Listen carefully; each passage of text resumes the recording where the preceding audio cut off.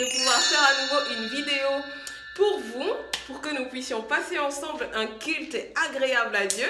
Je suis très heureuse, vous pouvez le constater, je suis contente, tout va bien. J'espère que vous allez bien, que vous avez passé une bonne semaine. Moi, je suis dans la joie quand on me dit « Venons rendre un culte agréable à Dieu ». J'espère que vous êtes aussi dans la joie.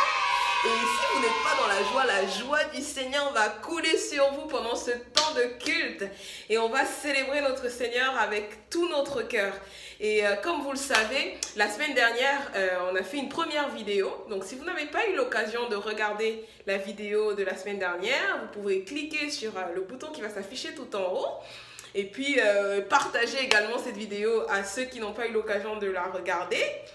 Et je crois que c'est vraiment important de regarder la vidéo de la semaine dernière parce que ça parle du sang de Jésus qui est notre protection. Et en ce moment, en cette saison, en ce temps, on a vraiment besoin de comprendre que le sang de Jésus est notre protection. Donc voilà, je vous encourage vivement à la regarder. Et puis nous, aujourd'hui, on va faire notre culte et on va procéder comme d'habitude. C'est-à-dire qu'on va commencer par un temps de louange.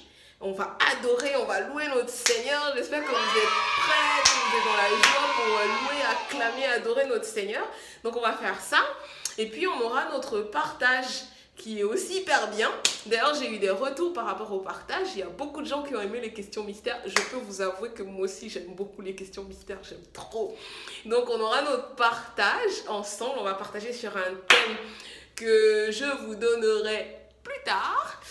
Donc restez bien jusqu'à la fin pour pouvoir connaître le thème du partage et aussi les questions mystères.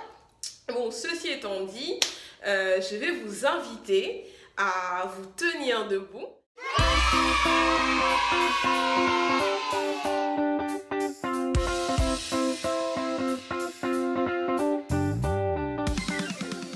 Alors, je n'ai pas ma guitare aujourd'hui, mais ce n'est pas très grave parce que j'ai mes deux mains. Donc on va commencer en tapant dans les mains. Si vous savez jouer de la batterie, vous pouvez aussi le faire. Et on va prendre ce chant qui dit « Je loue ton nom éternel ». Je loue ton nom éternel. Seigneur, je célèbre ta bonté. Quelle joie tu vis en moi. Quelle joie tu viens pour nous sauver. On va reprendre, je loue ton nom éternel. Seigneur, je célèbre ta bonté. Quelle joie tu vis en moi. Quelle joie tu viens pour nous sauver. Tu viens du ciel sur la terre, montrer l'amour de la terre à la croix, payer pour moi de la croix jusqu'au tombeau et du tombeau jusqu'au ciel. Je loue ton nom éternel. Tu viens du ciel sur la terre, montrer l'amour de la terre à la croix, payer pour moi de la croix jusqu'au tombeau et du tombeau jusqu'au ciel. Je loue ton nom éternel. Est-ce qu'on peut continuer à clamer? Je loue ton nom éternel. Je loue ton nom. Je loue ton nom éternel. J'acclame ton nom. Oui, j'acclame l'éternel. J'acclame l'éternel. J'acclame l'éternel. Je danse pour l'éternel. Je danse pour l'éternel. J'adore l'éternel. J'adore l'éternel. Amen. Alléluia. Amen.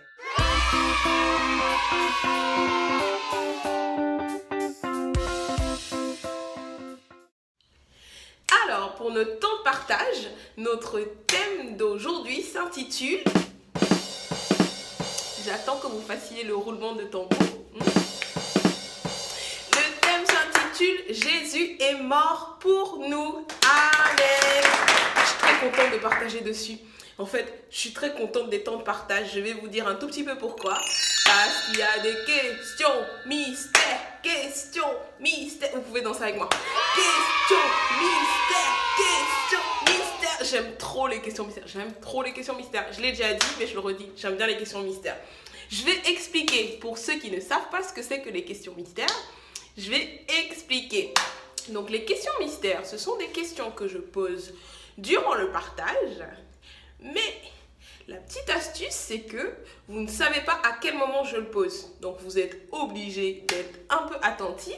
Si vous discutez avec votre petite soeur, votre petit frère pendant que je suis en train de parler et que la question mystère apparaît et que vous ne répondez pas à la question mystère que je ne répète pas, ben vous avez quoi? 0 point, 0, 0 point. Ceci étant dit, je ferme la parenthèse et on rentre sur notre partage. Donc, notre thème d'aujourd'hui, c'est Jésus est mort pour nous. Est-ce qu'il y en a qui ne savent pas que Jésus est mort pour nous?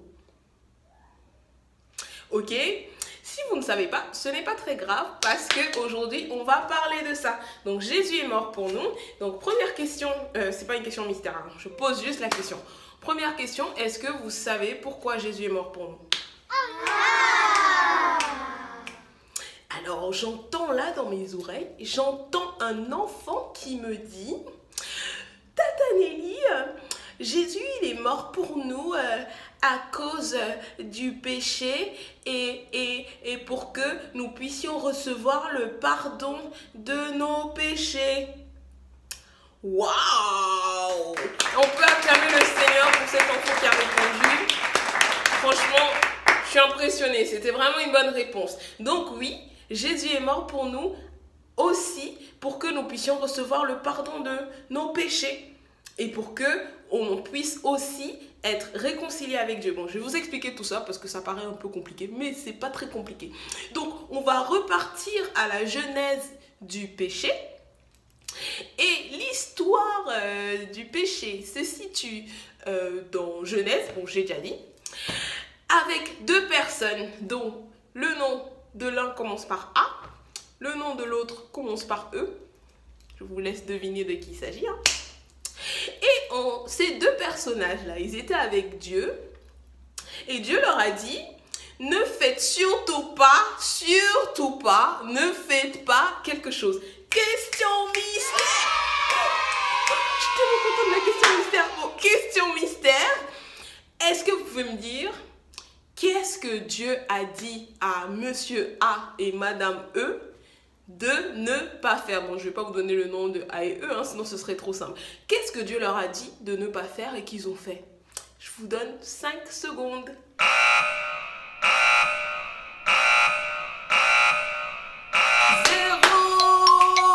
Alors, je vais d'abord dire un peu quand même qui est A et E, parce que peut-être qu'il y en a qui ne savent pas là, qui m'écoutent et qui ne savent pas c'est qui A. Mais c'est qui A? Mais je vais le dire, je vais l'expliquer, il n'y a pas de problème. Donc, A, c'est Adam. Et E, donc Monsieur A, c'est Monsieur Adam. Et Madame E, c'est Madame Ève. Donc, ils étaient tous les deux avec Dieu. Et Dieu avait créé un jardin d'Éden pour eux. Et puis, Dieu leur a dit de ne pas faire quelque chose. Et Dieu leur a dit... Donc, l'histoire commence dans Genèse 1 et va jusqu'à Genèse 3. Donc, vous pourrez lire à la maison avec vos parents. Et Dieu leur a dit, vous pouvez manger des fruits de tout ce que vous voulez, des mangues, je sais pas, des bananes, des clémentines, des fruits de tout ce que vous voulez. Mais il ne faut surtout pas que vous touchiez aux fruits de l'arbre de la connaissance du bien et du mal. Et vous savez quoi? C'est ce qu'ils ont fait. C'est ce qu'ils ont fait. Et bien la réponse était ça. Ils ne devaient pas manger le fruit de l'arbre de la connaissance du bien ou du mal. Qui sont ceux qui ont eu la bonne réponse? On peut acclamer le Seigneur pour eux. Voilà. Donc je continue l'histoire. Donc ils ne devaient pas manger le fruit et ils ont mangé. Et à partir de ce moment, ils ont péché. Et donc le péché, c'est la désobéissance à ce que Dieu dit. Donc si Dieu dit de faire quelque chose, on ne fait pas, on désobéit à Dieu. Ok? Adam et Ève, ils ont désobéi. Et ce péché a eu des conséquences. Ils ont été séparés de Dieu. Et maintenant, ils ne pouvaient plus vivre une relation avec Dieu. La deuxième conséquence du péché, c'est que ce que Adam et Ève a fait a été transmis. Vous savez, vous les enfants, vous avez par exemple dans votre sang, vous avez les gènes de vos parents. Et bien c'est la même chose, donc vos parents, ils vous ont transmis quelque chose dans le sang. Et bien c'est la même chose, Adam et Ève, ils ont transmis leur péché à leurs enfants l'ont transmis à leurs enfants, etc., jusqu'à ce que ça ait été transmis à nous. Et bien du coup, c'est pour ça que nous, aujourd'hui, on est pécheurs. Par exemple, je peux citer quelques exemples de péchés qui nous arrivent de commettre. Par exemple, mentir, désobéir à nos parents. Désobéir à nos parents, c'est pas bon. Par exemple, ou tricher, ou voler, ce sont des péchés. Et tous ces péchés que nous avons déjà eu à commettre, ils créent une séparation entre Dieu et nous. Et Dieu, il ne veut pas que nous soyons séparés de lui. Et c'est pourquoi il fallait qu'il trouve une solution. Par amour pour nous, il a trouvé une solution. Et cette solution, c'est Jésus, qui est la solution au péché de tous les hommes. Sa mission, c'était de mourir à la croix. Jésus est mort, il a été crucifié. Je vais poser quoi? Une question mystère. Ok, question mystère. Cette question mystère, je reconnais qu'elle est un tout petit peu difficile. Tout petit peu, hein. Donc, je vais vous la poser en vous donnant deux choix. Comme ça, vous pourrez choisir une réponse ou l'autre. Ok? Donc, question mystère 2. Où est-ce que Jésus a-t-il été crucifié? Alors, je vous donne les deux options. Première réponse, Jésus a été crucifié à Golgotha. Deuxième réponse, Jésus a été crucifié en Samarie. Vous avez 5 secondes.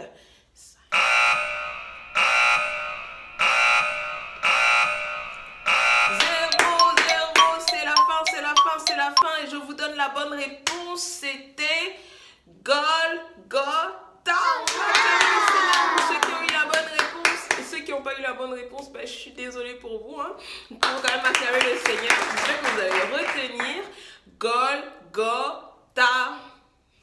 Effectivement. Donc Jésus, il est mort à la croix pour nous et pour que nous soyons réconciliés avec Dieu. Donc pour vous expliquer ça, je vais vous donner l'exemple d'un cadeau. Parce que Jésus dit qu'il donne sa vie pour ses brebis. Ok? Et je vais vous donner l'exemple d'un cadeau. Si par exemple, je vous achète un jouet ou je vous achète, je sais pas, un téléphone et que j'ai acheté le téléphone pour vous, c'est un cadeau que j'ai prévu pour vous. Maintenant, si je veux vous la donner et que je vous tends le téléphone, il faudrait que vous puissiez vous aussi tendre la main pour recevoir le cadeau que j'ai pour vous. Et bien, c'est la même chose. Parce que Jésus, quand il est mort à la croix pour nous, c'est lui qui a subi les conséquences de nos péchés afin que nous puissions recevoir la vie.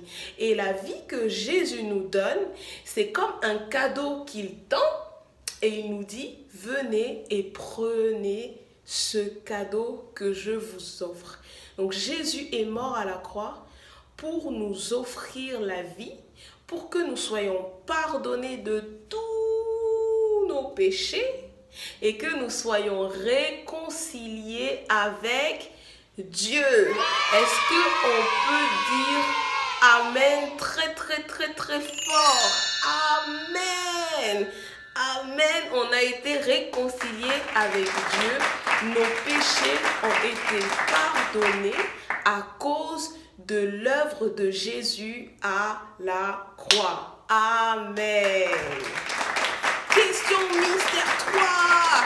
Alors, on passe à notre dernière question mystère. C'est une question qui est peut-être un tout petit peu difficile, mais cette fois-ci, je ne donne pas de réponse à choix. Je n'entends pas. Vous allez essayer de me trouver une réponse tout seul, comme des grands, ok? Donc, la question c'est, comment est-ce que moi, aujourd'hui, Je sais que Jésus est mort à la croix pour moi, ok? Comment est-ce que moi aujourd'hui je peux faire pour recevoir le pardon de mes péchés? Qu'est-ce qu'il faut que je fasse? Si je veux recevoir aujourd'hui le pardon de mes péchés, comment je fais? Comment je fais? Je vous laisse 5 secondes.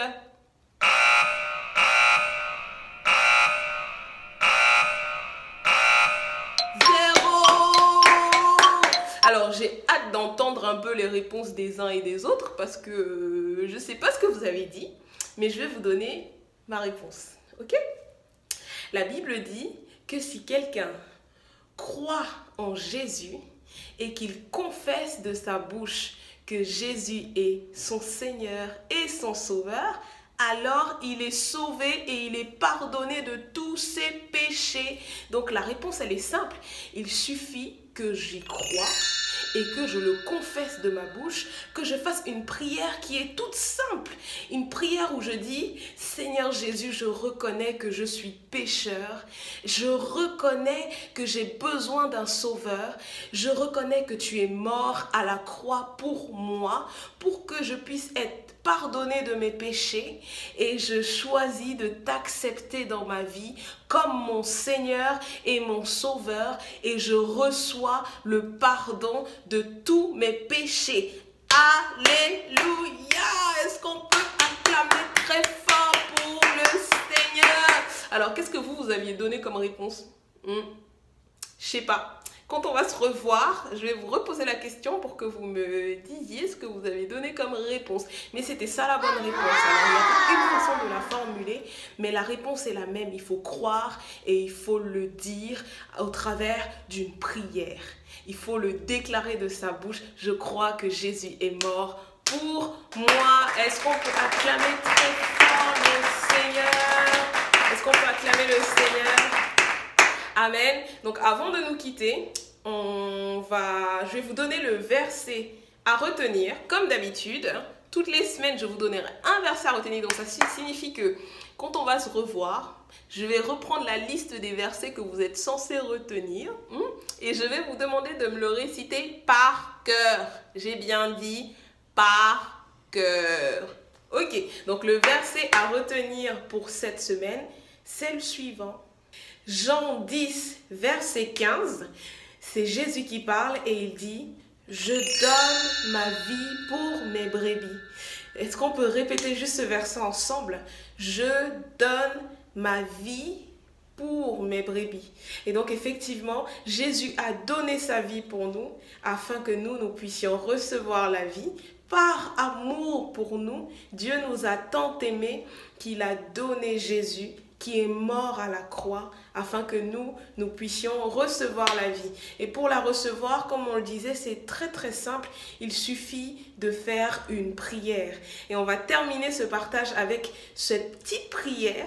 Donc si vous n'avez jamais fait cette prière, on l'appelle communément la prière du salut ou la prière pour donner sa vie à Jésus, la prière pour recevoir le pardon de nos péchés. Si vous ne l'avez jamais fait, alors vous pouvez faire cette prière avec moi aujourd'hui et votre vie sera radicalement changée. Alors je vais vous demander de répéter après moi.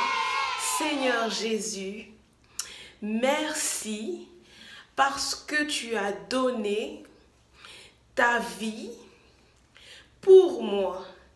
Je reconnais que je suis pécheur et je t'accepte dans ma vie comme mon Seigneur et mon Sauveur personnel. Je reçois le pardon de mes péchés et je suis devenu à partir d'aujourd'hui enfant de Dieu. Merci Père, au nom puissant de Jésus, et on dit tous ensemble Amen, Amen et Amen. Alléluia, gloire à Dieu.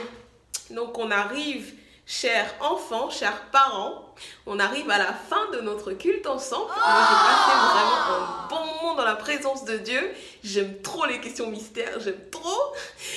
J'ai passé un bon moment dans la présence de Dieu avec vous et je bénis le Seigneur pour ça. Quelques points à ne pas oublier. Donc, on a prévu des activités pour vous que vous retrouverez en barre de description de cette vidéo. Donc, vous pourrez, chers parents, télécharger et faire l'activité avec vos enfants. N'hésitez pas non plus à liker, partager, commenter, mais surtout partager le culte à toutes les familles, les parents, les enfants qui peuvent en avoir besoin pour avoir un culte en famille. Et le dernier point, c'est de ne surtout pas oublier que Jésus est mort pour nous. Alors je vous dis à la semaine prochaine et d'ici là, soyez bénis.